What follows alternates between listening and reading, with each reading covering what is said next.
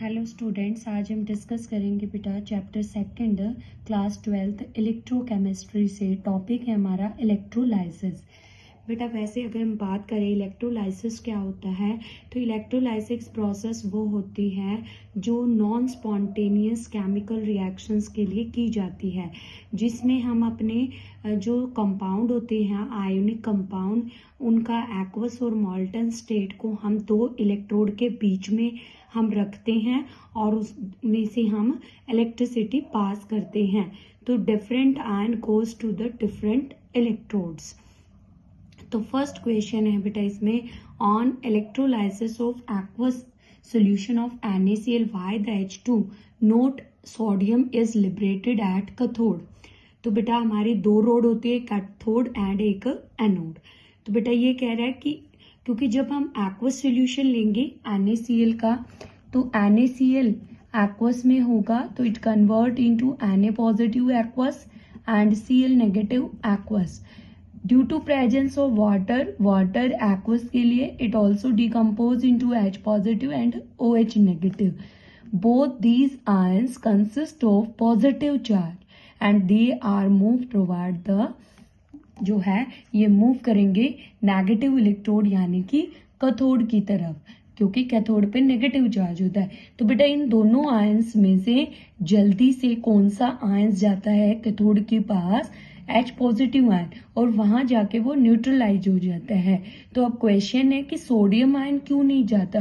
क्योंकि H positive ion जो produce हुआ during the ionization of water, उसकी डिस्चार्ज पोटेंशियल वैल्यू कम है, इसीलिए वो जल्दी से क्या होगा, रॉड के पास जाएगा और न्यूट्रलाइज होके हाइड्रोजन एटम में कन्वर्ट होगा and then two hydrogen atom combine to give the H2 gas at the cathode.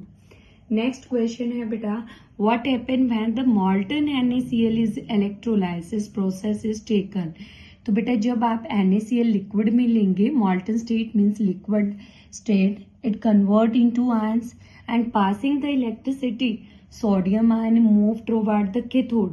But यहाँ क्या था बेटा, वाटर नहीं है, ऊपर वाले क्वेश्चन में वाटर था, तो वाटर में H पॉजिटिव आयन गया था कैथोड की तरफ और Cl नेगेटिव जाएगा एनोड की तरफ। और जैसे ही कैथोड के पास सोडियम आयन पहुंच जाएगा तो सोडियम आयन वहां से इलेक्ट्रॉन लेगा और रिड्यूस हो जाएगा न्यूट्रल एटम सोडियम में, यानी कि सोडियम एटम जो है वो कहाँ डिपॉजिट हुआ ड्यूरिंग द इलेक्ट्रोलाइसिस प्रोसेस, तो वो कैथोड पे डिपॉजिट हुआ।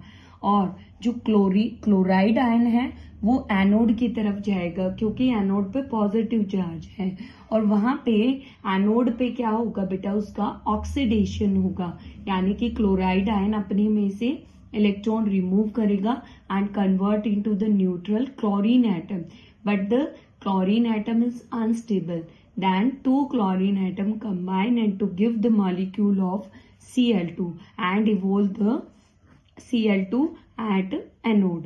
So this is overall reaction to NaCl molten या liquid electrolysis process convert into the sodium metal at cathode and chlorine gas from the anode. Next beta question number 3, state the product of electrolysis obtained on cathode or anode in the following case. तो हमने एक ही case लिया है यहाँ पे, dilute solution of H2SO4 at platinum electrode.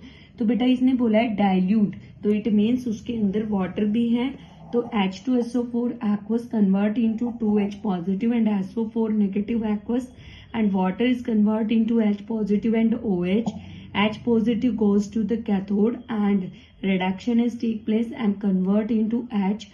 Two hydrogen atom combine to give the H2 molecule at anode. जो OH negative, अभी यहाँ देखिए दो हैं बेटा, तो OH negative lower discharge potential and by the oxidation it lost the electron and convert into the OH, and the 4 OH molecule combine to give the 2 water molecule and liberate the oxygen gas.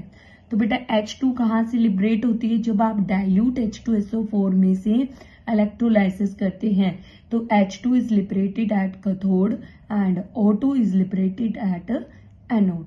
तो ये था बेटा हमारा electrolysis पे हमारे questions, जिसमें जो है कैथोड एनोड पे कौन सा जो है गैस लिबरेट होगी या कौन सा मेटल डिपॉजिट होगा, तो इस टाइप से। तो नेक्स्ट अगर डिस्कस करेंगे बेटा फर्दर इलेक्ट्रोलाइसिस ही हम नेक्स्ट वीडियो में भी। तो अगर आपको वीडियो अच्छी लगे तो आप वीडियो को लाइक करें, शेयर करें, चैनल को सब्सक्राइब करें। Thank you.